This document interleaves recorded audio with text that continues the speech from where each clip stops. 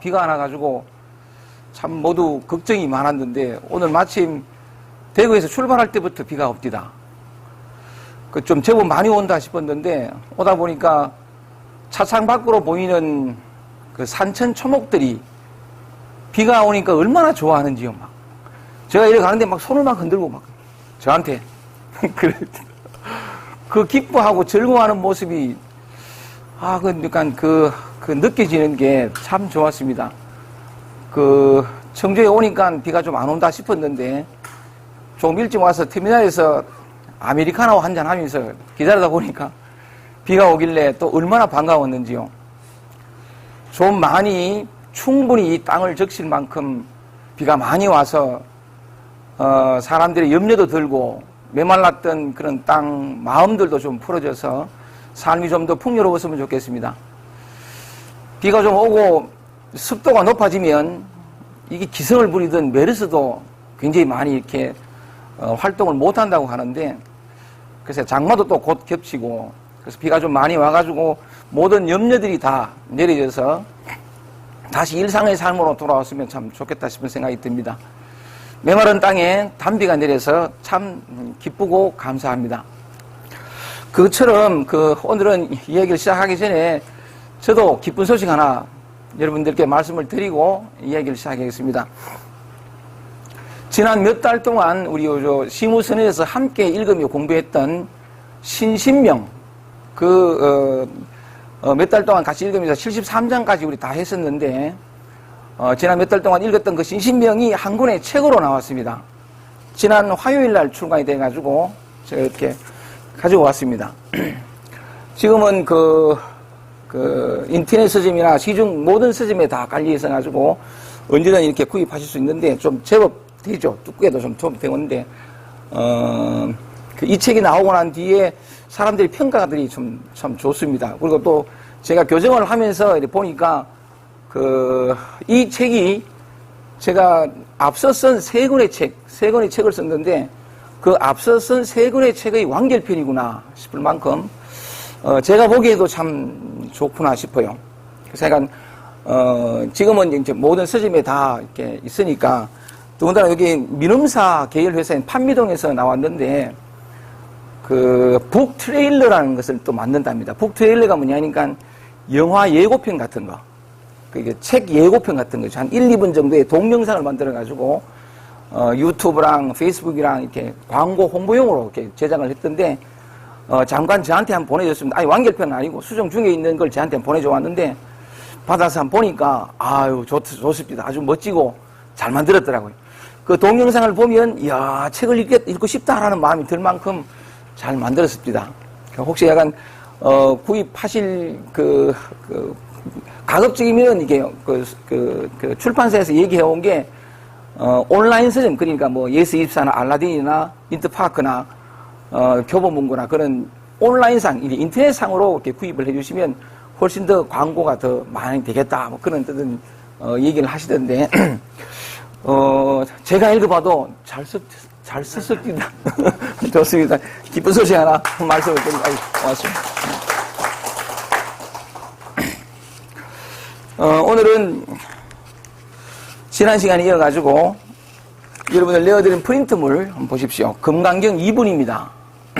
저희들은 지금 지난 시간부터 해서 금강경을 읽어 나오고 있습니다만은 오늘은 금강경 제2분, 지난 시간에는 제1분 법회가 열린 연휴를 했었는데 지난 시간에는 금강이 어디 있으며 무엇인가를 한 말씀도 안 하시고 법회가 열린 연휴를 얘기하면서 때가 되어서 공양할 때가 되어서 부처님이 옷을 입고 바리떼를 들고 사위성 안으로 들어가서 걸식하시고 돌아오셔서 필요한 그 밥을 잡수시고 그 다음에 또 수의발하시고 바리떼와 옷을 걷으시고 그 다음에 세족이 하시고 발을 씻으시고 설법을 하기 위해서 이렇게 자리를 펴신 거기까지가 1분이었었는데 한 말씀도 안 하시면서 금강이 뭔지 진리가 뭔지 도가 뭔지를 이미 다 밝혀놨다. 1분에서 그렇게 말씀을 드렸었는데 오늘 2분에서는 뭐냐면 지난 시간에는 한 말씀도 안 하시고 다 밝혀놨지만 2분에서는 부처님의 10대 제자 중에 한 사람인 수보리라는 사람이 자리에서 이렇게 앉아있다가 일어서서 부처님께 질문을 하면서 이제 지난 시간에는 말 없이 이제 2분에서부터는 말로서 금강이 뭔지 진리가 뭔지 도가 뭔지를 얘기하는 그런 2분입니다. 근데 요 2분에서도 참 재밌는 얘기가 있는데 한번 여러분들 내가 드린 프린트를 보면서 수보리의 질문과 그 질문에 대한 부처님의 대답을 한번 보십시다. 참 중요한 질문을 하는데 우선은 2분 제가 그 한글 부분을 한번 쭉 읽어보겠습니다. 같이 한번 보시겠습니다.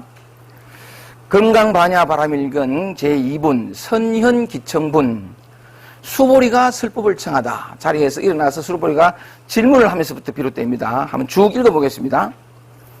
그때 장로 수보리가 대중 가운데 있다가 자리에서 일어나 웃옷을 한편으로 걸쳐 오른쪽 어깨를 드러내고 오른 무릎을 땅에 꿇고 합장하며 공경이 부처님께 사례였다. 이제 질문을 시작하죠. 희화하십니다. 세존이시여. 열애께서는 모든 보살들을 잘 호념하시고, 호념하는 게 뭐냐면 보호할 호자에 생각할 염자인데, 부처님은 모든 보살들을 잘 보호해 주시고 잘 생각해 주시고 이 말입니다. 그 다음에 모든 보살들을 잘 부촉하여 주십니다. 이 부촉은 뭐냐면 부탁한다 그런 뜻인데 잘 격려해 주신다, 잘 이끌어 주신다 그런 뜻입니다. 부처님은 그렇게 보살들을 잘 지켜주시고 생각해 주시고 잘 이끌어 주십니다. 세존이시여, 선남자 선여인이 안욕 따라 삼맥 삼보리를 얻겠다는 마음을 낸다면 1차 한번 쭉 읽어보겠습니다. 어떻게 그 마음을 머물러야 하며 어떻게 그 마음을 항복시켜야 합니까? 부처님께서 말씀하셨다. 좋은 말이다. 참으로 좋은 말이다. 수보리야. 그대의 말과 같이 열애는 모든 보살들을 잘 호념하고 모든 보살들을 잘 부촉해 주신다. 그대는 이제 잘 들으라. 마땅히 그대를 위하여 말해 주리라. 선남자 선여인이 안욕 따라 삼맥 삼보리를 얻겠다는 마음을 낸다면 마땅히 이와 같이 머무르며 이와 같이 그 마음을 항복시켜야 하느니라. 그렇게 말씀하시니까 수보리가 예 세존이시여 기꺼이 듣고자 하옵니다 라고 이제 2분이 되는데, 오늘은 요 2분과 3분을 같이 해야 되기 때문에 1시간 안에 좀 바쁘게 이렇게 달리겠습니다. 다시 돌아가서 첫 문장 한번 보세요. 선현기청분이라고 하는데, 질문하는 사람이 부처님의 10대 제자 중에 한 사람인 수보리입니다. 수보리인데 이 2분의 제목이 선현기청분 되어 있는데, 선현 이따가 말씀드리겠습니다. 선현이 일어나서 설법을 청하다 이렇게 되어 있습니다. 되어 있는데 왜 선현이냐면 이 선현이라는 게 수보리의 이름을 가리키는 다른 이름이거든요. 수보리라는 사람이 수부티라는 사람이 수보리라고 번역되어 있는데, 수보리라는 사람이 일어나서 질문을 하는데, 이 수보리라는 사람은 지난 시간에 제1분에서 부처님께 기원정사를 지어줬던 아주 부유한 급고독의 장자 수달이라는 사람이, 수달다라는 사람이, 그 사람이 부처님께 기원정사를 지어주었는데 그 기원정사를 지어준 수달의 조카입니다. 이 수부티라는 사람이. 수달의 조카인데 기원정사를 다 건립해서 부처님의 개원법회를 할 때, 첫 법회를 열 때에 이 그 선전 수보리라는 사람이, 수부티라는 사람이 개원법회에 참석해서 부처님의 설법을 듣다가 너무 감동을 해서 바로 그 자리에서 출가를 합니다. 출가를 해서 이 수부티라는 사람이 수보리라고 번역되어 있는데 부처님의 10대 제자가 됩니다. 그런데 왜 이 금강경에서 하필 수보리라는 사람이 일어나서 부처님께 질문을 하느냐 하면, 이 수보티 혹은 수보리라는 사람에게 붙여진 별명이 몇 개 있어요. 그리고 또 이 선현이라는 이름과의 관계를 보면 이 수보리라는 사람의 탄생에 대한 어떤 그런 이야기들이 많은데, 아버지가 이 수보리 아들 수보리를 낳을 때 아버지가 꿈을 꿨는데 꿈속에서 보니까 뭐냐면 큰 곡식 창고가 있는데 그 창고가 텅 비운 거네. 텅 비고 이 수보리를 낳은 거래요. 그러니까 텅 비었다 그래가지고 창고가 텅 빈 그걸 해서 수보리의 다른 이름이, 탄생의 이름이 공생이라. 비어서 태어났다. 이렇게 공생했는데, 일주일 뒤에 아버지가 다시 꿈을 꾸니까 그 창고가 가득 차 있는 거래. 그래서, 야, 이게 참 신기하다 해서 처음엔 공생으로 이름 붙였다가 창고가 가득 찬 그 꿈을 꾸고는 이름을 선현이라 합니다. 그래서 선현인데, 이 선현은 다른 말로 하면 수보리의 이름이에요. 수보리인데, 아까 말씀드린 것처럼 수보리는, 기원정사 개원법회 때 참석했다가 큰 감동을 받고 바로 출가를 하는데, 부처님이 10대 제자가 되죠. 왜 근데 이 금강경에서 수보리가 일어나서, 부처님께 질문을 하느냐면, 반야심경에는 사리불이거든요. 사리자가 나오는데, 금강경에서 수보리가 등장하는 이유가 뭐냐면, 수보리에 대한 별명들이 몇 가지 있는데, 이 사람의 부처님이 10대 제자 중에서 한 사람으로서 해공제일, 이런 요것만 말씀을 드리고 우선 해공제일이라. 해공제일이라는 별칭이 있습니다. 해공제일 하는 게 뭐냐면, 이 만법이 다 공하다 하는 이치를 가장 잘 이해한 사람이다. 이 수보리라는 사람이, 이 사람이 부처님 별명인데, 만법이 모두 공한 이치를 가장 잘 이해한 사람. 그래서 약간 해공제일이라는 별칭이 있는데, 이 금강경은 뭐냐면 32분 5천 여자의 한문으로 되어 있습니다만은 공이라는 글자를 한 번도 안 나타나요. 공하는 글자가 한 번도 안 나타나면서도 공의 이치를 너무나 잘 설명한 그런 경전으로 꼽히거든요. 그래서 아마 공의 이치를 가장 잘 이해한 해공제일인 수보리를 등장시켜서 질문을 하게 한 그런 어떤 배경도 있습니다. 근데 이 수보리의 만법이 모두 공한 이치를 가장 잘 이해했다. 또 이 사람에게 붙여진 별칭이 또 뭐냐면 무쟁제일이라는 무쟁제일. 무쟁이라는 게 뭐냐면 다투지 않는다. 무쟁제일 수보리. 뭐냐면 모든 게 공하니까 다투지 않는다는 건 다툼이 없다는 거니까 어느 누구와도 다투지 않아요.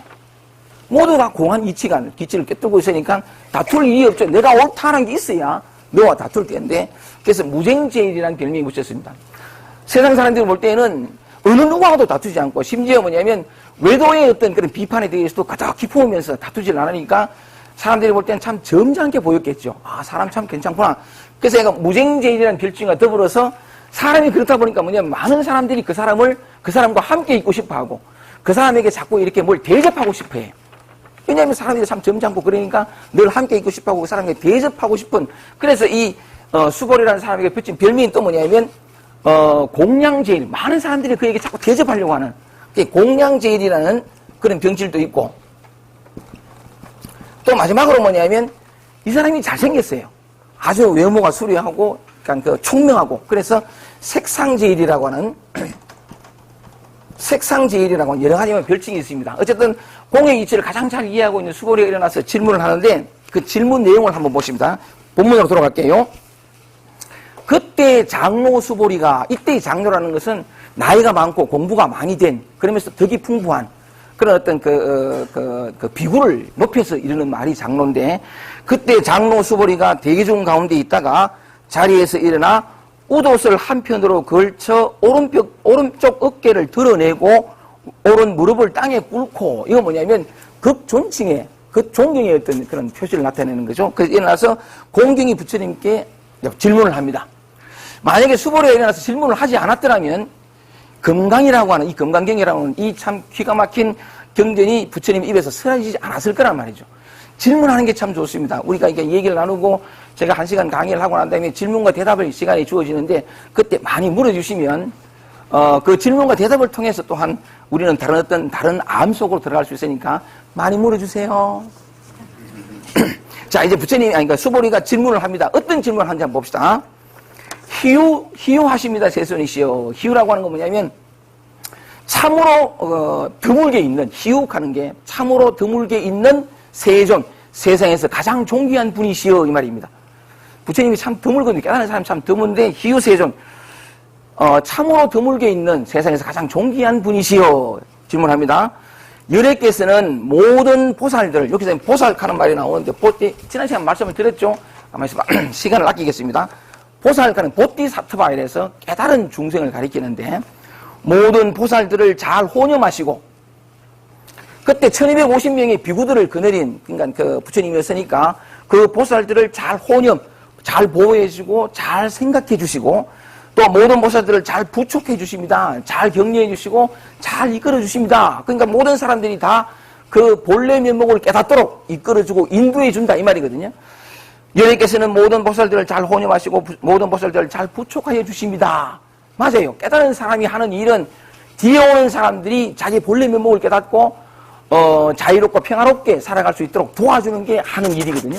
꽃이 피면 향기를 세상에 풍겨서 세상을 그만큼 향기롭게 하는 게 꽃의 역할이듯이 영적으로 깨달은 사람은 뒤에 오는 사람들이 깨달음을 얻을 수 있도록 도와주는 게 한 역할이에요. 그래서 부처님이 모든 보살들을 잘 혼념하시고 잘 부처해 주신다 이 말이 맞는데 요렇게만 해석하지 말고 또 요렇게도 해석해 볼 수 있어요. 요 말의 진정한 뜻이 뭐냐면 요렇게 볼 수 있습니다.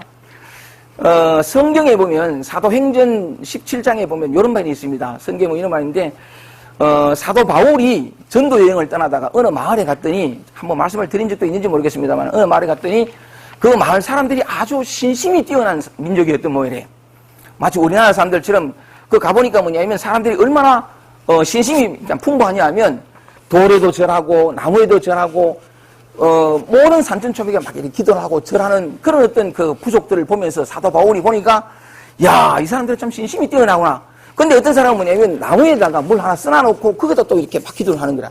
그래서 사도 바울이 가서 뭐라고 썼나 이러 봤더니만은 알 수 없는 신에게 하는 걸 써놔놓고 그거 비는 기라. 그만큼 신심이 뛰어났는데 그래서 그 사도 바울이 그 사람들에게 야, 여러분들 참 신심이 뛰어나다라고 하면서 그 사람들에게 근데 여러분들이 기도하는 그 하나님에 대해서 내가 한번 얘기를 해줄게.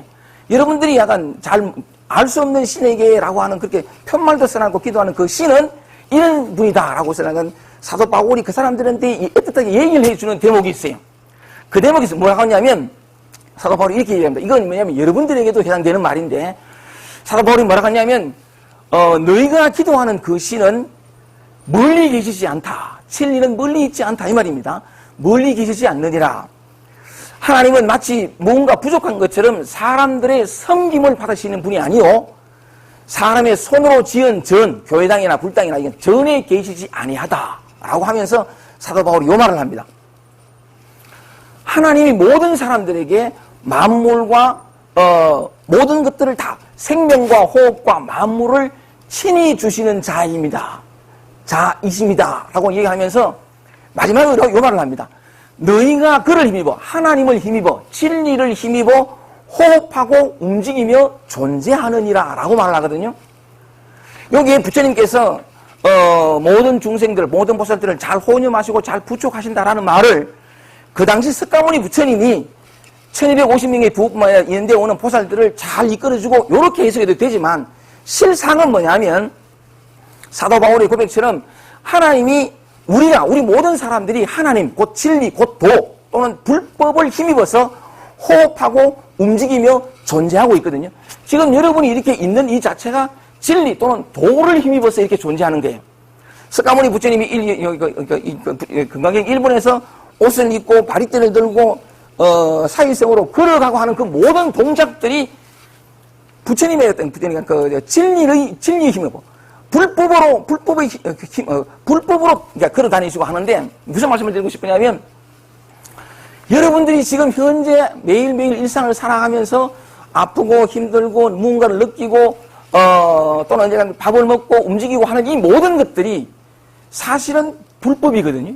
지난 1분에서 말씀드린 것처럼 어떤 감정에 힘들어하고 불안해하거나 기뻐하거나 이 모든 것들이 사실은 진리의 어떤 그런 움직임이라 그럴까요? 표현이에요. 똥 누고 오줌 누고 밥 먹고 누워 자고 피곤하면 눕는 이 모든 것들이 뭐냐면 진리거든요. 도 불법인데 부처님께서 보살들을 잘 혼념하시고 잘 부족하신다는 말의 의미가 뭐냐면 진리가 여러분들과 분리되어 있지 않아요. 어떤 생각을 하고 어떤 감정을 하고 어떤 힘이 들든 간에 그게 진리예요. 항상 여러분들과 함께 있거든요. 분리되어 있지 않아요. 내가 아무리 힘들고 내가 아무리 괴롭고 하더라도 그 괴로움과 그 힘겨움 그게 바로 진리요 도요 불법이에요. 그러니까 나와 항상 함께 있거든요. 그러니까 뭐냐면 우리는 진리로부터 도로부터 불법으로부터 분리될 수 없는데 그게 진정으로 부처님이 우리를 잘 혼념하시고 잘 부촉하신다 하는 말의 참된 뜻이에요. 우리가 진리를 깨닫는다는 것은 따놓은 당상이에요. 왜냐하면 지금 제가 이 말씀을 드리면서 움직이고 이 모든 것들이 다 도거든요. 진리고 불법인데 부처님께서 보살들을 잘 혼념하시고 부촉하신다는 말의 의미가 지금 우리가 움직이고 느끼고 하는 이 모든 것들이 진리와 분리되어 있지 않은 불법과 분리되어 있지 않은 도와 분이 아닌 따로 있지 않은 그러니까 뭐냐면 얼마나 진리가 우리를 잘 보호하고 잘 혼념하며 잘 붙여, 우리를 잘 이끌어 가는지 그런 의미거든요. 이제 그 밑에 내용을 통해 가지고 그러면 어떻게 하면 우리와 늘 함께 있는 도, 근데 내가 모른다는 거죠. 그 모르는 것을 내가 알고서 누이며 사는 존재로 이 중생에서부터 부처로 의미를 말하면 보살이라는 말의 의미가 깨달은 중생인데 내가 본래 깨달아 있는 부처라는 사실을 어떻게 하면 알고 부처로서 살아갈 수 있는가 하는 얘기는 그 밑에 이제 나옵니다. 한번 보겠습니다. 그 말의 의미를 그런 식으로 제가 한번 이렇게 해석해 보고 싶어서 우리의 모든 움직임, 생각, 감정들이 다 진리의 안에 있다. 분리되어 있지 않다. 이게 진정한 혼념이고 부척이다. 그런 의미로 그럼 보겠습니다. 이제 수보리가 질문합니다. 세존이시여 선남자 선여인이 요때 선남자 선여인은 바로 여러분입니다. 여러분이 안욕다나 삼약 삼보리 가는 건데 시간이 약간 너무 빨리 가버려가지고 이게 이제 한문으로 쓰면 그런데 안욕다나 삼약 삼보리가 안욕다나 삼약 한문을 제가 쓰지 않겠습니다. 안욕다나 삼보리가 산스크리트 보면 아노타라 삼약 삼보디 요걸 안욕다라 삼약 삼보디 요 소리 나는 대로 안욕다라 삼약 삼보리인데 요게 아노타라 또는 안욕다라 하는 용어가 뭐냐면 무상 위 없는 그 다음에 삼약하는 경우가 뭐냐면 정등 무상 정등하는 건 바르고 평등한 비교할 바가 없는 그 다음에 삼보리하는 건 뭐냐면 정각 그 안욕다라 삼약 삼보리 하는 무상 정등 정각을 가리켜 한마디로 말하면 완전한 깨달음입니다. 완전한 깨달음. 자 수보리가 뭐라고 보냐면 선남자 선여인이 바로 여러분이죠. 여러분이 완전함은 깨달음을 얻으려고 하면 요때 깨닫는다라고 하는 것은 곧 진리를 깨닫는다는 것인데 사람들이 약간 이렇게 깨달음을 또 따로 두는 것 같은 어떤 그런 상을 가지는데 완전한 깨달음을 얻고자 하면 이라는 말의 의미가 뭐냐면 인생의 모든 고통과 괴로움을 극복하고 인생의 모든 고통과 괴로움을 끝내고 갈증을 끝내고 방황을 끝내고 늘 자유롭고 평화롭게 살아가려면 어떻게 하면 좋습니까? 이 말이거든요. 깨달음을 따로 두지 말고 내 마음이 참으로 평화롭고 자유롭게 살아가려면 어떻게 하면 좋겠습니까? 라는 질문이 자 돌아가겠습니다. 세존이시여 선남자 선여인이 안욕다나 삼약 삼보리 심을 얻겠다는 마음을 낸다면 어떻게 그 마음을 머물러야 하며 어떻게 그 마음을 항복시켜야 됩니까? 완전한 깨달음을 얻으려면 어떻게 하면 됩니까? 라고 물으죠. 인생의 궁극적인 질문인데 부정에서 말씀하십니다. 좋은 말이다. 참으로 좋은 말이다. 수보리야. 선제라. 좋은 말이다. 참으로 좋은 말이다. 수보리야. 그대의 말과 같이 열애는 모든 보살들을 잘 호념하고 모든 보살들을 잘 부축해 주신다. 그대는 이제들이라. 이때 그대는 바로 여러분입니다. 어떻게 그 마음을 항복시켜야 하고 어떻게 그 마음을 머물러야 그 마음도 또한 여러분의 마음이고 2500년 전에 수보리가 물었지만 지금 여러분들의 마음이고 그들은 이제 잘 들어갈 때 그때가 바로 여러분이에요. 지금 여러분들에게 2500년 전에 시간을 뛰어넘어서 지금 부처님이 깨달은 부처님이 여러분들에게 하시는 말씀입니다. 그들은 여러분이 잘 들으십시오. 마땅히 여러분을 위하여 말해주리라. 선남자 선여인이 안욕다나 삼약 삼보리를 얻겠다는 마음을 낸다면 완전한 깨달음, 마음의 완전한 평화, 자유를 얻고자 한다면 인생의 모든 고통과 괴로움을 끝내려고 한다면 마땅히 이와 같이 머무르며 이와 같이 그 마음을 항복시켜야 하느니라. 이렇게 들으란 말이죠. 그러니까 이 수보리가 예 세존이시여 기꺼이 듣고자 하면 즐겁게 듣겠습니다. 자 뭐라고 물었냐면 완전한 깨달음을 얻으려고 하면 어떻게 하면 되겠습니까? 했더니 석가모니 부처님이 이렇게 하라라고 한 게 3분에 나옵니다. 3분 한번 보겠습니다. 뒷장 한번 보세요. 요게 대성 정종분인데 대성의 바른 근본입니다. 대성의 바른 근본. 수보리가 인생의 궁극적인 질문을 했을 때의 석가모니의 대답입니다. 이 대답을 한번 잘 한번 보십시다. 부처님께서 수보리에게 말씀하셨다. 부처님 어떻게 대답했는지 한번 봅시다. 모든 보살 마하살은 보살의 줄임말입니다. 보살의 다른 이칭인데 그냥 넘어가겠습니다. 모든 보살 마하살은 보살들은 마땅히 이와 같이 그 마음을 항복시켜야 한다 하고 부처님이 대답합니다. 보세요. 존재하는 모든 중생의 종류들, 즉 알에서 나는 것, 태에서 나는 것, 물에서 나는 것, 화하여 나는 것, 형태가 있는 것이거나 형태가 없는 것, 생각이 있는 것이거나 생각이 없는 것, 생각이 있는 것도 아니고 생각이 없는 것도 아닌 것들 등을, 다시 말하면 모든 중생을 이 말입니다. 모든 중생을 내가 다 완전한 열반에 들게 제도하리라. 내가 그들을 다 완전한 열반에 들도록 제도하리라 라는 마음을 내야 한다는 거죠. 그 다음 볼게요.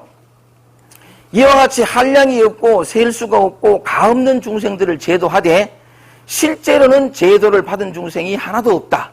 왜냐하면 수보리야, 만약 보살이 아상, 인상, 아상가는 나라는 생각, 나라는 모양, 인상가는 남이라는 생각, 남이라는 모양, 중생상, 중생이라는 모양, 이런 게 중생이야 라는 그런 어떤 상, 그 다음에 수자상가는 여기 숫자가 목숨 숫자인데 두 가지로 해석할 수 있는 게 존재는, 인간이라는 존재는 태어나서 일정히 살다가 죽는 일정한 생명의 연한이 있는 존재다라는 상, 여기 수자상일 수도 있고, 또 다른 각도는 뭐냐면 숫자가 목숨 숫자니까 오래 사신 분, 공부가 크고 나이가 많이 들어서 덕이 많이 높아진 어떤 성인, 다시 말하면 깨달은 사람을 얘기할 수도 있습니다.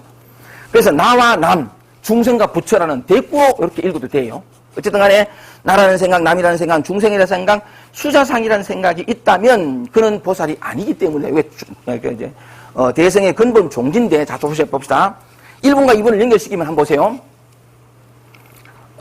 수보리가 일어나서 물었습니다. 완전한 깨달음, 인생의 궁극적인 어떤 답, 진정 나답게 살고 마음이 늘 평화롭고 자유롭고 인생의 모든 갈증이 끝이 나고 방황이 끝이 나고 고통과 괴로움이 영원히 끝이 난 그 삶을 살고 싶다. 내가 너무 괴롭고 고통스럽다. 어떻게 하면 그렇게 살 수 있습니까? 라고 물었습니다. 모든 인간들이 가장 궁극적인 질문이라고 얘기할 수 있는데 그걸 다른 말로 하면 깨달음이죠. 완전한 깨달음을 얻으려면 어떻게 하면 됩니까? 라고 했을 때 석가모니 부처님이 이렇게 대답했습니다. 네 질문이 참 좋다. 마땅히 이렇게 머무르며 이렇게 그 마음을 항복시켜야 된다라고 해놔놓고는 하신 말씀이 모든 중생들을 다 내가 완전한 열반에 들도록 구제하리라 라는 마음을 내라 이 말이죠. 내가 완전한 깨달음을 얻으려면 모든 중생들 다 구제해라. 내가 다 구제하리라 라는 마음을 내야 된다는 거죠. 여러분 묻겠습니다. 이게 가능한 얘기입니까? 여러분들이 완전한 깨달음을 얻고 참으로 인생을 자유롭게 행복하게 자기답게 살려면 세상 모든 사람들에 대한 자비심, 그들을 내가 완전한 열반에 들도록 구제하리라는 마음을 내래. 이게 가능한 말이래? 가능하겠습니까?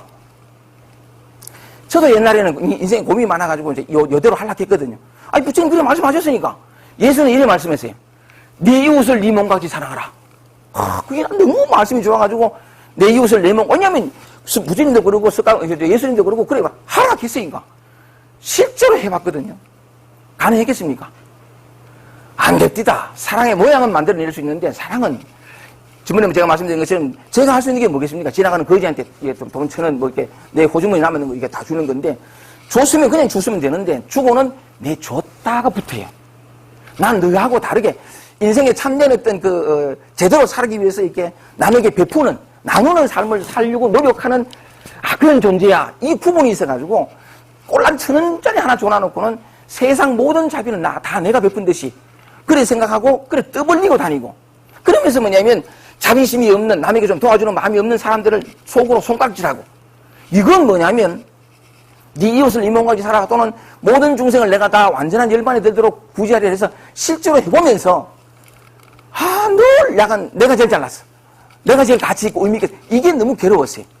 어디 가가지고 또 떠벌리고 다니고 은근슬쩍 사랑하고 나는 사랑의 모양만 있지 사랑을 할 줄 모르는 그게 더 괴로웠거든. 차라리 그러면 네 이웃을 이모가 사랑하라라는 거지 또는 모든 중생을 구제하라 이 말씀을 내가 안 들었더라면 내 식대로 살아가면 되는데 또 뭐라 하냐면 이기심을 버리고 이타적으로 살고 이야 아무리 해도 안 되더라. 절망할 수밖에 없었거든요. 그런데 약간 부처님이나 예수님은 그걸 하락하긴 해. 그 길밖에 없다 하긴 해. 완전한 깨달음을 얻으려면 모든 중생을 구제하리라는 마음을 내라 하긴 해. 하다 가지고 안 됐습니다. 도저히 불가능한데. 그래 놓고는 또 뭐냐면 이 부처님이 뭐라 했냐면 다 구제하라 완전한 일반 들고 구제하라 해놔놓고는 그래 놓고 또 뒤에서 한 중생도 구제받은 적이 없다 이까지. 왜냐하면 보살은 아상 나라는 생각 내가 했다 이 생각이 있거나 아상 인상 중생상 수사상이 있으면 그건 보살이 아니다 라고 하는 것은 뭐냐면 다 구제해놔놓고 내가 구제했다라는 생각을 내려놔라. 내가 뭘 했다는 것을 내려놔라.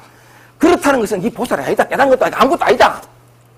그러니까 구제하기도 힘든데 내가 했다는 생각도 내려놔라. 이러니 또 더럽더라고요. 그래서 제가 그럼에도 불구하고 그렇게 해야 된다고 하니까 미친 듯이 했는데 내가 오해했어요.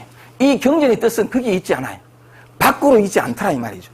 여기서 말씀하는 것처럼 우리가 완전한 깨달음을 얻고 동시에 남에게 뭘 했다 베풀었다도 생각도 없이 한 중생도 구제한 적이 없으면서 아상, 인상, 중생상, 수상이 몽땅 사라지는 길이 딱 하나 있어요. 그 길로 들어가야 되는데 사람들은 그 길을 모르니까 밖으로 가요. 실제로 이렇게 살아가려고 하고 막 자비를 베풀려고 하고 밖으로 나간다면 밖으로 나가면 100이면 100 다 틀려. 길은 안에 있더란 말이죠. 우리 안에. 수보리가 질문을 이렇게 했습니다. 안욕다나 삼약 삼보리 완전한 깨달음을 얻으려면 어떻게 그 마음을 내며 어떻게 그 마음을 머물러야 합니까? 마음에 관한 얘기를 했어요. 우리가 깨닫는 것은 우리 마음 안에서의 일이에요. 다시 말하면 밖으로 나가가지고는 너무 힘들어져요. 우리에게는 이 말씀처럼 모든 중생을 다 구제할 수 있는 진실로 다 구제해놔놓고도 내가 한 게 아니다. 나는 구제한 내가 없다라는 생각을 가질 만큼 밖으로 나가지는 그런 능력 자체가 없어요. 근데 그 길이 딱 하나 있어요. 모든 중생을 다 구제해놔놓고는 구제한 중생 한 중생도 없다. 아상, 인상, 중생상, 수사상이 몽땅 사라지는 길. 그 안으로 들어가야 돼요. 진리는 우리 안에 있어요. 우리 안 가는 건 뭐냐면 지금 여러분들 내면에 지금 여러분들 마음 안에서 일어난 일이. 예를 들면 지난 시간에 제가 성찬 스님의 신신명을 했는데 성찬 스님은 제일 첫 시간에 말씀드린 것처럼 모든 깨달은 사람들이 다 마찬가지입니다만은 성찬 스님이 중풍을 한다. 그 뭐지 문둥병이었어요. 문둥병 너무 괴로웠단 말이에요. 어디 가는 데마다 돌멩이 던지고 어느 누구도 상종 안 해주니까 다 거부를 당하니까 나이 40이 넘도록 중풍이 난다. 그 문둥병으로 얼마나 괴로웠겠습니까? 눈만 뜨면 인생이 괴로움이고 왜 나는 이 괴로움을 이렇게 괴롭게 살려고 내가 태어났나 그렇게 마음 먹다가 이조 해가 스님의 소문을 듣습니다. 그래야 너무 괴로우니까 달려나간 거죠. 자기 인생에 있던 희망 꿈을 꿀 수밖에 없는 자기 몰골이니까 그 죽음밖에 없는 거 모든 사람들 거부당하는 아침에 눈을 떠서 자기 그 썩어 문드러지는 그 몸을 보기조차 두려운 그런 존재였단 말이에요. 근데 이조 해가의 소문을 듣고는 뛰어갔어요. 너무 괴로운 거 뛰어가가지고 자기 이름도 밝히지 않고 해가 스님 밑에 팍 때리면서 하면 스님 제가 지금 문둥병에 걸려 있습니다. 이랬단 말이에요. 너무 괴로우니까. 그러니까 이게 이조 해가 뭐냐면 그런데 얼마나 괴로운데 이렇게 느낀데 제가 문둥병에 걸려 있습니다. 그러니까 해가 뭐라고 하냐면 그래서 그러니까 삼조 성찰이 묻습니다. 왜 내가 전생에 무슨 죄를 지어가지고 이 생에 이렇게 고통스럽고 괴롭게 살아야 됩니까? 내가 그 원인을 알고 싶다. 내가 도대체 무슨 죄를 지어가 내가 이래 살아야 됩니까? 하고 물었을 때 해가 뭐라고 하냐면 그 죄를 내게 가져오느라 내가 그 죄를 사해 주겠다. 그 죄를 내게 가져오느라 내가 그 죄를 사해 주겠다. 가져오라 하니까 성찬이 자기 안에 죄를 너무 무슨 죄를 지었는지 모르지만 약간 죄 때문에 괴롭다 생겼는데 죄를 내게 보이라 하니까 찾으려고 자기 안을 돌이킵니다. 그 찾아보면 좀 있다가 성찬이 뭐라고 하냐면 찾아도 찾을 수가 없습니다. 찾아도 찾을 수가 없습니다. 그랬더니 해가 빙긋이 웃으면서 말합니다. 그래? 그렇다면 내가 네 죄를 다 사했다.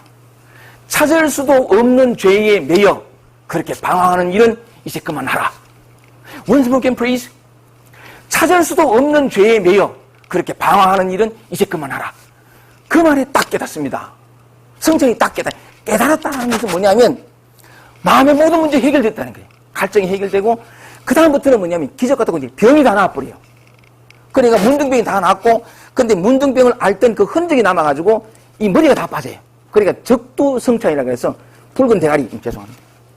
이 대머리가 되는 거야. 붉은 대머리 적두성찬이 되는데 나중에 2조 해가로부터 3조 복통을 이어가지고 3조 성찬이 됩니다. 선종의 백미 중에 백미라고 하는 신신명이라는 책을 쓴 제가 이번에 책을 풀어냈던 그 신신명을 쓰는데 자 보세요. 무슨 말씀을 드리려고 내가 갑자기 성찬선생님 말씀을 드리냐면 깨달음은 마음 안에서의 일이라는 거죠.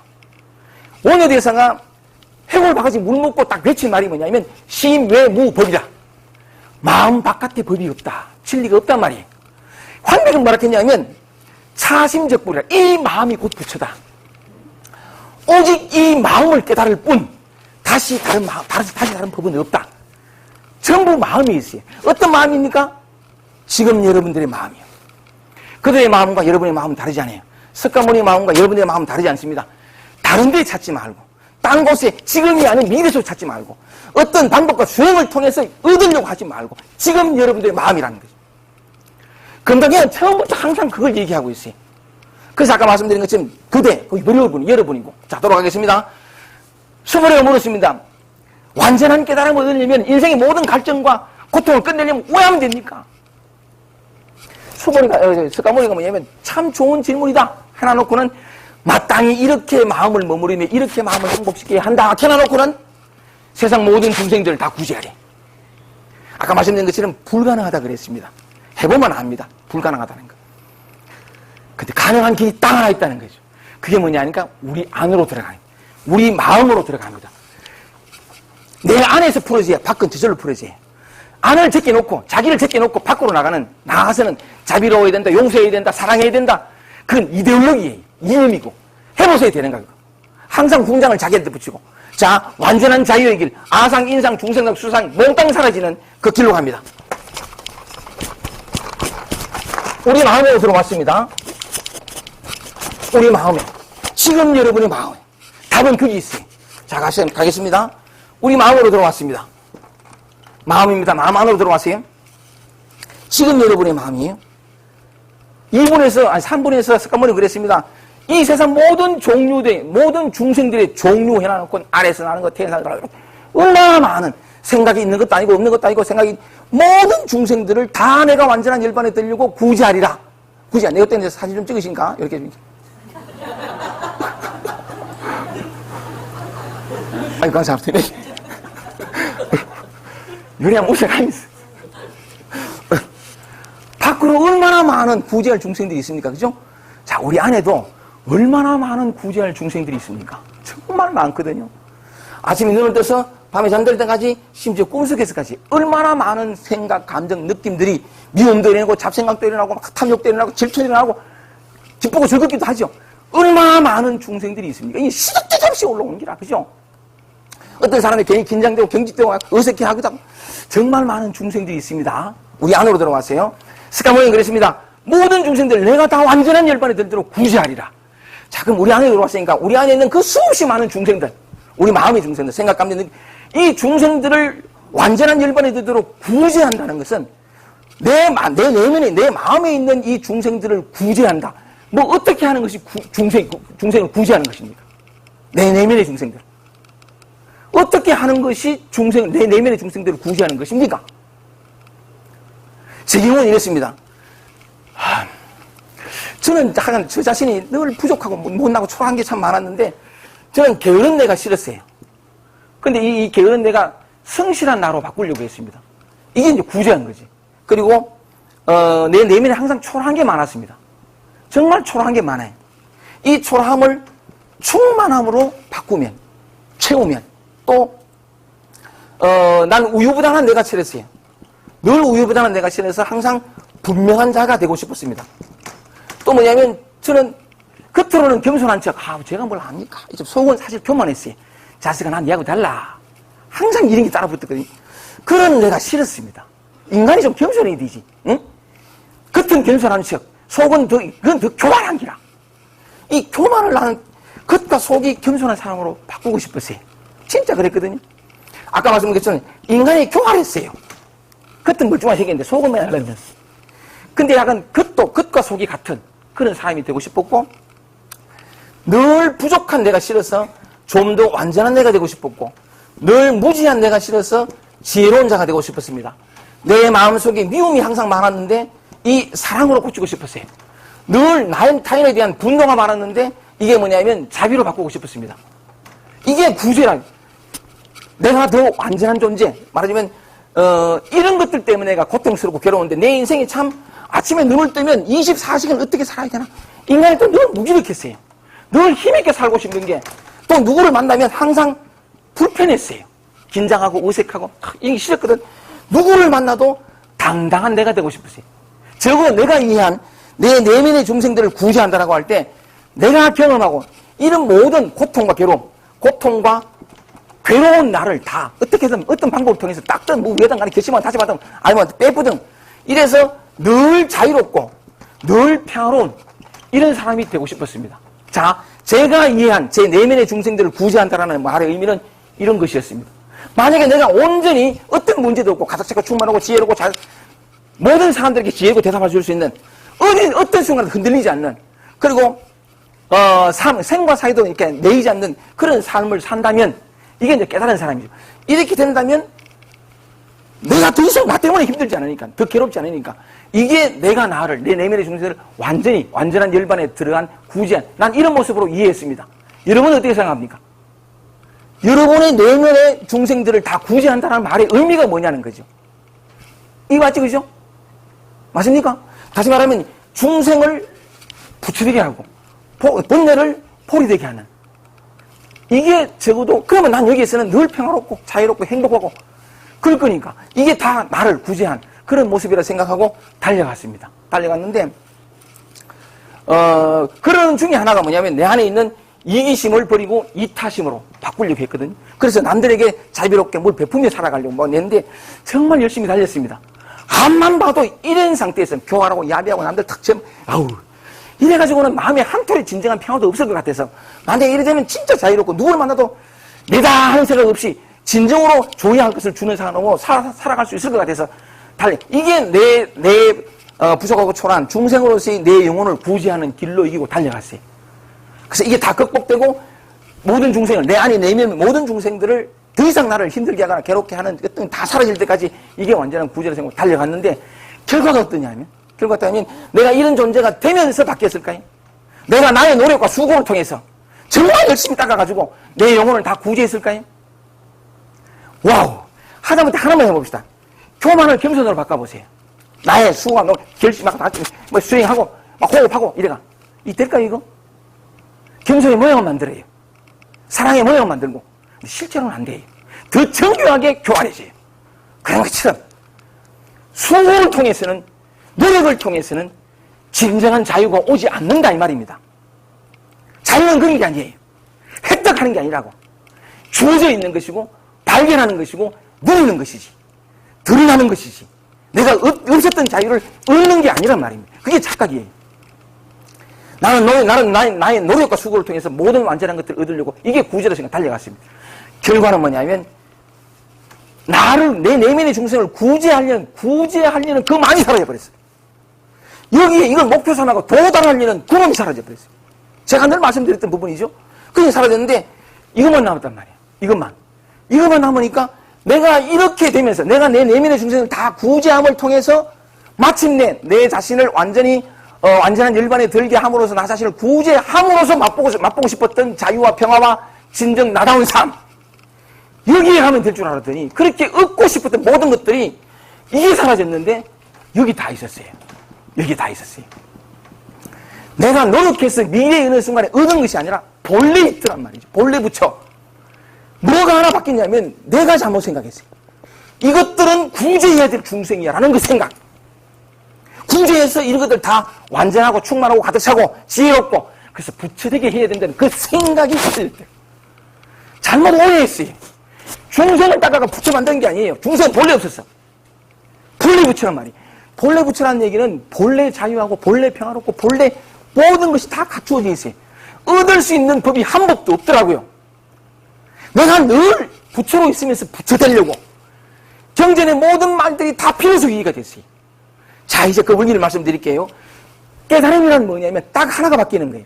바뀐다라고 표현해도 좋고 하나가 사라지는 것이라고 보도 좋은데 분별심 하나가 사라지는 거예요. 제 책 기억에 무분별의 지혜입니다. 요래 한번 웃어가겠어요. 무분별의 지혜. 분별을 내려놓게 하는 그런 지혜인데 정말 쉽고 재밌게 지금 저는 흥분해서 얘기합니다만 수없이 많은 사람들이 등장합니다. 그 사람들이 일일이 예화를 다 통해가지고 그 무분별의 지혜라는 게 정말 어렵지 않다는 걸 내가 이미 그 무분별 속에 있다는 얘기를 끊임없이 하고 있거든요. 366종이나 되는 똑같은 말을 계속 되풀이하는데 이야기가 재밌어요. 했는데 무슨 말씀 드리고 싶었냐면 바뀌었단 말이에요. 뭐가 하나 바뀌었냐면 이건 극복의 대상이고 이건 도달해야 할 목표라고 하는 내 생각 이거는 뭐냐면 구제에 대한 중생이고, 구제함으로써 완전한 열반에 들게 할 그 생각 자체가 틀리는데, 어떻게 틀리는지 한번 보겠습니다. 중생이 뭔지, 부처가 뭔지에 대해서 우리가 잘못 생각하고 있어요. 여러분에게 물어볼게요. 부처가 뭡니까? 부처가 됐다면 이 사람은 어떤 모습이겠습니까? 솔직히 말해보십시오. 부처에게 부족함이 있습니까? 결핍이 있습니까? 시기심이 있어요? 불안이 있어요? 다 없다라고 얘기할 거죠? 그러면 여러분 중생이에요. 부처는 모양이 있지 않아요. 나도 항상 그래 생각했거든요. 부처는 뭔가 가득 차고, 내가 이런 존재가 부족함, 결핍 덩어리인 내가 왜 이걸 추구하느냐 하면, 이건 너무 힘이 드니까. 이건 너무 나답지도 못하고, 이리가 다 가득 채워지고 충만해지면, 그래야 지금보다 훨씬 더 나은 모습이어야 내가 추구할 만하지. 라는 생각이에요. 그게 다 부처상이거든요. 부처는 부족함도 없고, 결핍도 없고, 완전하고 충만하고, 자기가 아닌 남을, 자기가 바라고 원하는 그 남을 따로 설정해가지고, 그게 진정 자기답다 생각하고 목표로 해서 가는. 그게 부처상이에요. 잘못된 게. 부처는 그게 아니에요. 부처는 정확히 뭐냐면, 근본에서 얘기했습니다만은, 열애자는 즉 제법여의라. 모든 것이 있는 그대로. 부처는 뭐냐면, 지금 있는 그게요.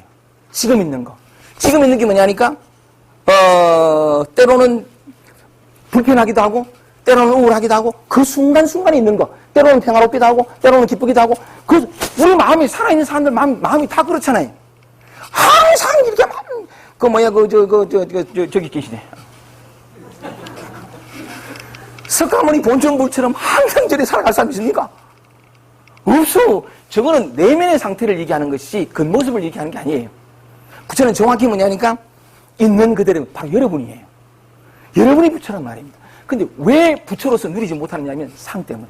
이건 부족하고 극복이 되어 중생의, 아까 이번에서 얘기한 것처럼 구제해야 할 중생이라는 그 생각 때문에. 자, 그럼 다시 돌아가서, 부처가 정확히 뭐냐면, 지금 있는 거거든요.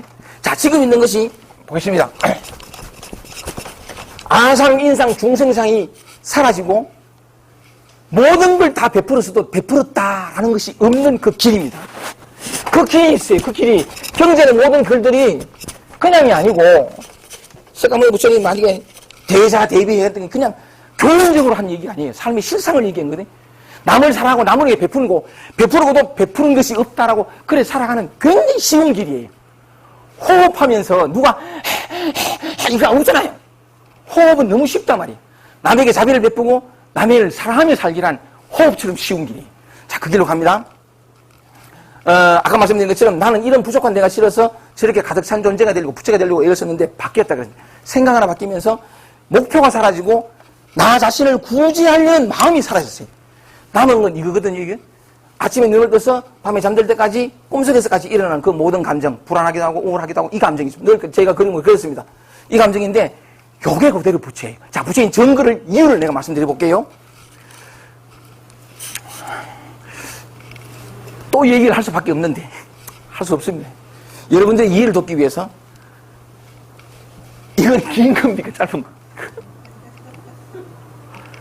상 때문에요. 상 때문에. 자, 길지도 않고 짧지도 않고 그냥 그거예요. 바로 여러분 자신인데, 여러분 자신을 좀 더 구체적으로 들어가면 아침에 눈을 떠서 기분 나쁘고 짜증나고 모기 때문에 막 이런 기는 때도 있잖아요. 근데 아침에 일어나가 괜히 기분이 좋아. 세상을 다 간지 그런 기분 좋아요. 이 하루의 감정들이라는 건 무수히 많아요. 근데 전번에 말씀드린 것처럼 그 순간에 두 개의 감정이 동시에 있을 수 없거든요. 하나만 있어요. 하나만. 자, 그 순간에 하나만 있다는 것은 길지도 않고 짧지도 않다라는 건데, 제가 바뀐 게 그거예요. 부처는 따로 있지 않고 내가 본래 부처 있는데 내가 그걸 몰랐던 이유가 이건 부족하고 중생이어서 절에되려고 했던 마음이 사라지면서, 자, 지금 남은 게 뭐냐면 지금도 여전히 긴장하기도 하고 불편하기도 하고 떨기도 하고 똑같아요. 여러분들이 보기엔 어느 분이 갑니다. 시무선에서 한 강의를 어느 분이 동영상으로 보고는, 선생님 말이지 참 선생님만의 매력이 있다. 뭐냐니까 처음에 일어나가지고 인사할 때 보면 뭔가 어색해. 뭐 이렇게 긴장한 것 같기도 하고 떨고 말이지. 약간 그 모습이 너무 귀엽대. 약간 좀 사람이 당당하고 가득 차고 충만하고 이래 탁 나오면 보기도 좋을 텐데, 보는 여러분들도 보기엔 이거 신경성이니까 막 나오는 그 모습이 다 눈치챘죠? 지금도 난 그래요. 오늘 여기 오면서 내가 뭐를 생각했냐면, 내 안에서 아직 만나야 할 내가 올라온다는 게 난 기쁘다.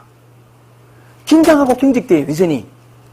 근데 내가 얘기하다 보면 이제 흥분해가지고 막 이렇게 흥분하지, 말 높아지고 하는데, 처음에는 그래, 긴장이 되더라. 아직까지 내가 경험해야 할 긴장과 경직이 있다는 게 참 기쁘다. 깨달음을 다르게 얘기하면, 그냥 전폭적인 자기 긍정이에요. 합리화가 아니라, 전부의 자기를 받아들이는 거예요.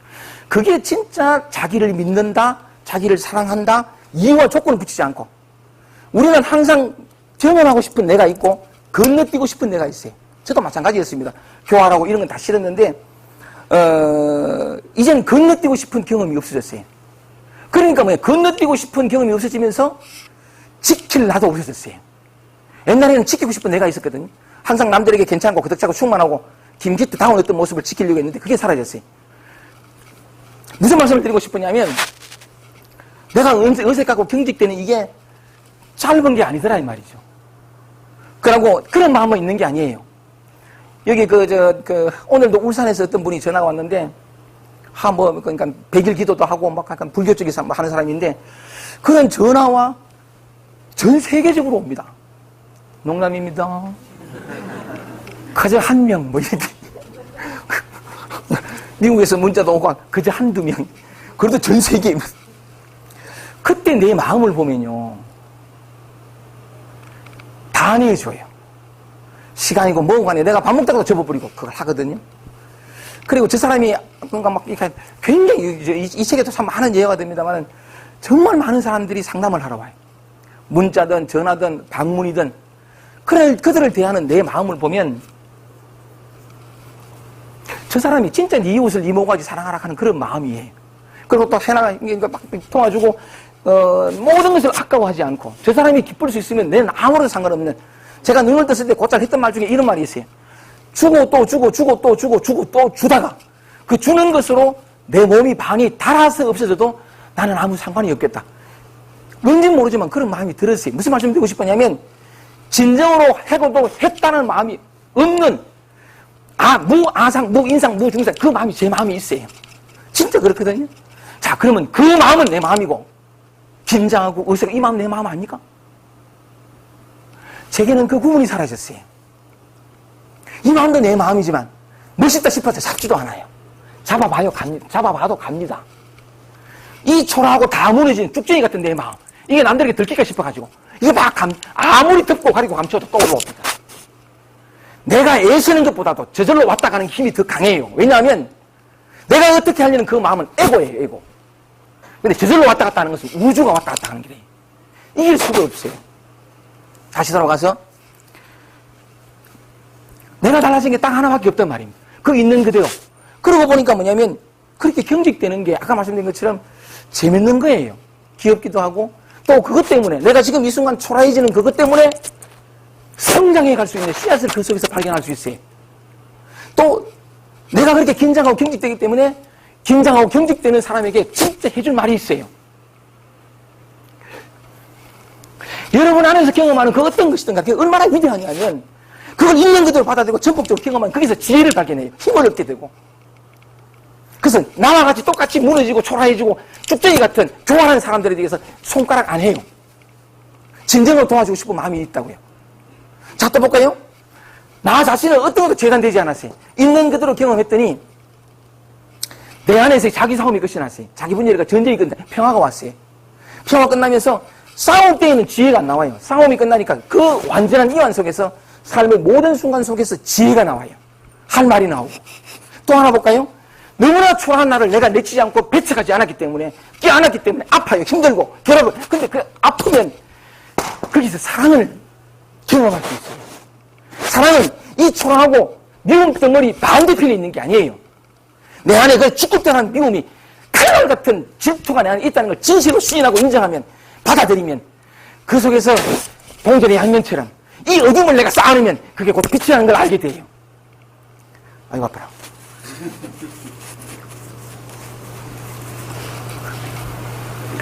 스가모니 부처님은 그랬습니다. 모든 중생을 다 구제해야 된다고. 그런데 한 중생도 구제받은 중생이 없대요. 그렇게 밖으로 나가면 어렵습니다. 그래서 안으로 들어왔어요. 안으로 들어오니까 내 안에도 엄청나게 구제해야 할 중생들이 많았습니다. 근데 제가 말씀드린 것처럼 문득 보니까 구제할 중생이 한 중생도 없었습니다. 이건 구제할 중생이 아니에요. 경험해야 할 나예요. 나. 아무리 초라하고 무너지더라도 그걸 거부하고 배척하면 내가 볼 때 초라한 거예요. 실상은 이 세상에 초라한 자는 아무도 없어요. 건너뛰고 극복하고 내버려야 될 내 감정, 느낌, 생각은 하나도 없어요. 그거 하나 내버리면 우주를 내버리는 것 같아요. 여러분이 지금 이대로 얼마나 귀한 존재인지 그걸 내가 어쨌든 앞으로도 계속 강연을 하겠지만 따뜻하게 그걸 얘기하고 싶어요. 우리는 너무 모양에 따라서 판단한다. 그러지 말고 좀 나 자신에게로 눈을 돌려서 건너뛰거나 제외하거나 선택적으로 나를 받아들이고 만나려고 하지 말고 어떤 것이든 있는 그대로 받아들이고 경험해 보세요. 아플 때도 있고 슬플 때도 있고 무너질 때도 있고 강할 때도 있고 약할 때도 있어요. 괜찮습니다. 이게 제대로 가는지 마는지 헷갈릴 때도 있어요. 괜찮습니다. 그 헷갈림 또한 불법이에요. 진리란 말입니다. 나 자신을 구제해서 완전한 자가 되려고 그렇게 노력했다가 갑자기 바뀌어버렸어요. 목표가 사라지고 내가 이루려고 하는, 도달하려고 하는 그 완전한 인격체, 그게 사라지고 있는 그들의 나를 보게 되니까 비로소 실상을 본 게, 비로소 진실을 본 게 구제해야 할 중생은 하나도 없었어요. 이 전부 이 번뇌가 볼이었고 중생 그대로가 부처였어요. 이게 이 말이에요. 한 중생도 구제받은 중생이 한 중생도 원래 없었습니다. 진짜 없었거든요. 그래서 비로소 내가 나 자신을 온전히 사는, 이게 나답게 사는 거예요. 나는 나답다라는 걸 또 바꾸고 또 만들었어. 찌질하고 이거는 나답지 못했지. 그러니까 뭔가 충만하고 어느 누구는 이건 나답다. 이런 생각 때문에 원래 나라고 했어요. 서고 꾸려지고 분명하고 모모하고 이게 다 나였어. 나는 언제나 나답게 살아왔는데 이건 내 나다운 모습이 아니야. 저게 나다운 모습이야 라는 생각 때문에 끊임없이 나답게 살면서도 나답게 살기를 구했단 말이죠. 그 어리석음이 저만이 아니고 모든 사람들이 그 어리석음 속에, 그 무명 속에 살더란 말이죠. 정리를 하겠습니다. 한 중생도 구제한 적이 없어요. 원래 그거였으니까. 제발 여러분 안에 올라오는 어떤 것이든 만나고 경험하십시오. 건너뛰지 말고, 배제하지 말고, 무시하지 말고, 짓밟지 말고. 자기를 짓밟으면서, 자기를 무시하면서 하나의 목표를 딱 정해놓고 이래 돼야 된다고 자기 자신을 닥달하면서 남에게 진정으로 사랑을 베풀 사람은 아무도 없어요. 자기를 안 만나려고 하면서, 만나고 싶은 자기만 만나려고 하면서 다른 사람들 편하게 만날 수 있을 것 같습니까? 항상 긴장하고 지킬 나가 있으니까. 우리는 우리 자신이 답이에요. 지금 이 순간, 매 순간 답이면서도 답을 구해. 제발 밖으로만 가지 말고 일로 돌려서 나 자신을 만나는 자유에 됐을 때, 그죠? 어떤 것도 나니까 지킬 내가 있어요? 지킬 내가 없잖아요. 그리고 싸움이 끝난 데서 평화롭고 쉼이 오고 안식이 왔어요. 아까 말씀드린 것처럼 도저히 사랑할 수 없는 나를 껴안으면서, 껴안을 때는 아팠지만, 인정하고 신의할 때는 아팠지만 그냥 그랬는데 와우, 내가 태어나서 한 번도 받아보지 못한, 부모로부터 한 번도 어느 누구로부터 받아보지 못한 그 사랑을 내 안에서 발견했어요. 누구로부터 받는 게 아니더라고. 사랑은 저절로 솟구쳐 오르는 것이지. 나는 이 미움을 다 극복하고 나면 사랑을 얻을 줄 알게 됐어요. 아니, 내 초라함을 껴안았더니 그 안에 사랑이 나왔다 이 말이죠. 자, 그랬어요. 다시 돌아와서 그렇게 나는 비로소 나 자신으로 원래의 나로 돌아왔어요. 황배이 그랬어요. 새가 빠져 깨닫고 보면 원래 자기 부처를 얻을 뿐이지 그 위에 한 물건도 얹을 수 없다. 무일물이라. 없어요. 이대로 자기를 깨닫는 것밖에 없어요. 석가모니는 깨닫고 난 다음에 내가 안욕따라 삼명삼물이 무상정등 정각에 이르러 보니까 실무소득이라. 진실로 얻은 것이 없다. 얻은 것이 없지, 이대로지. 여기서 또 한번 비약이 납니다. 한번 보세요. 여러분이 얼마나 위대한 존재 한번 보세요. 그럼 비로소 나라 존재했어. 이제 섰다 무너져 지킬 데가 없습니다. 근데 이 아프고 무너지고 초라해진 여기에 엄청나게 배울 것들이 많아요. 외면하면 안 보여줘요. 무시하면 안 보여줘요. 깨안으면 야야 네가 깨안을 때는 이게 초라하고 찔찔매고 어쩌지 못한, 보기에는 감각적으로 느껴질 때는 진짜 보잘것없고 초라한 것이긴 하지만 네가 깨안아주면, 나를 받아들이고 허용해주면 이 안에 진짜가 있대.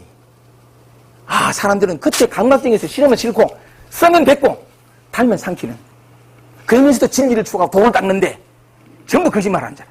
고통이 뭔지 수행이 뭔지도 모르는 사람. 진짜 그래요. 노자동 노자 도덕경에서 뭐냐면 화해 재앙이요. 복이 곧 딱 옆을 때 붙어 있고 복이요 재앙이 곰이 딱 엎드려 있다는 게다. 숙지 기겁고 누가 그 끝을 알리요. 우리에게 좋아 보이는 거 뭡니까? 기분 좋고 편안하고 이거 복이잖아. 그럼 예 요걸 지키려고 그래. 요걸 더 많이 상하려고 그래. 복이요 그 밑에 재앙이 딱 엎드려 있다. 그러니까 하나 보세요. 그것 때문에 얼마나 내 목이 마른지 얼마나 더 추구하는 삶을 살아야 되는지. 진짜 그래. 재앙이요 쩔쩔매고 진정하고 굉장히 싫어. 재앙이요 싫어. 버리면 그걸 버리는 게 복을 다 버리는 거예요. 진짜 그래요. 돌아와서 정리하겠습니다. 실상을 좀 봐주십사 그런 얘기인데 여기서 또 한번 비하가 일어납니다. 나 자신 있는 걸 받아들였어요. 그래서 지킬 내가 없어요. 그래서 아까 말씀드린 것처럼 그 초라함을 깨하는 사랑을 내가 알았고 자유로워요. 내 마음이 비로소 평화로워요. 더군다나 그렇게 꿈꿨던 쭉정이가 벗어나서 쭉정이 같은 삶, 내 영혼이 벗어나서 충만한 얼마나 꿈꿨는지 몰라요. 가득 차고 흔들리지 않는 어떤 영혼 얼마나 꿈꿨는지 모르는데 내 안에 어떤 것도 그치지 버리지 않고 내 뽑아내지 않으니까 와우 그 쭉정이 같은 게 얼마나 가득 차고 충만한지 몰라요. 난 정말 잘못 찾았어. 잘못 추구했어. 진정한 충만의 뜻도 모으면서 내가 생각한 충만을 쫓아간 기라. 아니 자 다시 보세요. 비로소 내가 꿈꿨던 모든 것들이 늘 버리고 외면하고 짓밟았던 그 안에서 다 발견했어. 내가 이 모양의 뭔가 보배 상자를 깔고 살았다는 걸 내가 알았는 기래. 보배 상자를 깔고 있으면서 늘 거짓처럼 구걸했구나. 비로소 한 거죠. 비로소 내 안에 있는 걸 끄집어냈었습니다. 지킬 나도 없고 전부 나예요. 자 이때 또 한 번의 비약이 일어나요. 얼마나 위대한 비경이면 내가 내 아픔을 내 초라함을 깨어났단 말이에요. 다른 사람의 아픔과 초라함을 아까 말씀드린 것처럼 손가락질 하지 않게 돼. 그들의 아픔이 그들의 결핍이 지금 그게 보물인데 그 보물을 내버리고 엉뚱한 있지도 않은 보물을 찾아가는 그게 안타깝기 시작해. 그래가지고 얘기를 하는 기라. 야 그거 아니다. 돌이키라. 저절로 자비심이 저절로 그의 아픔이 내 아픔이 되는 그의 기쁨이 내 기쁨이 되는 정말 그래요. 지혜가 일어나고 또 희한한 건 그냥 나는 쉬었을 뿐인데 희한하게 사람들이 찾아옵니다. 그 왜 알았는지 몰라.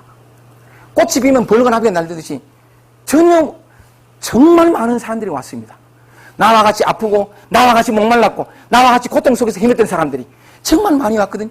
그리 같이 왜냐면 내가 다 경험했던 거니까 같이 얘기하다 보면 그들의 마음이 평안해지고 자기 나옴을 찾고 늘 현실에서 두 발을 뜬 채 둥둥거리며 살던 부초처럼 살던 그분들이 두 발을 떡 내고 뚜벅뚜벅 자기 인생길을 걸어가는 그 모습을 보면서 얼마나 감사한지 몰라. 자, 이때 많이 베풀었습니다. 많이 줬습니다. 그들의 아픔과 함께 했어요. 그들이 평화로울 수 있다면 내 전부를 다 내줬습니다. 그런데 내 다 줬다가 없어요. 내 했다가 없고. 진리는 내가 그들에게 주는 게 아니에요. 나는 그냥 조산소, 산파술. 생명은 임산부가 놓지 생명을 내가 줄 수는 없어요. 왜냐하면 모든 사람들이 다 지금 이 순간 깨달은 중생이거든. 보살. 그 내가 도와줄 뿐이지 생명을 줄 수 있는 게 아니에요. 이 실상을 얘기함으로써 자기 자신에 대한 믿음 혹은 자기 자신을 좀 더 바르게 볼 수 있는 그 눈을 내가 제시해 줄 뿐이지 내가 뭘 줄 수 있는 건 아니에요. 그런데 내 하나 깨어났더니 많은 사람들이 깨어났어요. 내가 뭘 줬습니까? 준 게 있어요? 그들 스스로가 깨어났어요. 원래 보배는 자기 안에 있었으니까. 엉뚱한 걸 찾는 그걸 돌이키게 했을 뿐이지. 내가 좀 도와줬다고요? No. 그 힘은 자기네들 안에 있어요. 자, 아까 말씀드린 것처럼 이 부족하고 초라한 나, 있는 그들이 나, 이걸 내가 받아들였는데 일단 내가 평화롭고 자유롭고 쉼이 오고 안식이 오고 얼마나 좋은지 몰라요. 충만하고 다시 남들에게 인정받으려고 폼 탁 잡고 다 살아했어요. 정말 편안했거든요. 그런데 저절로 남을 도와주기 시작한 거래요. 모든 중생을 구제했을 때 한 중생도 구제함을 받은 적이 없다.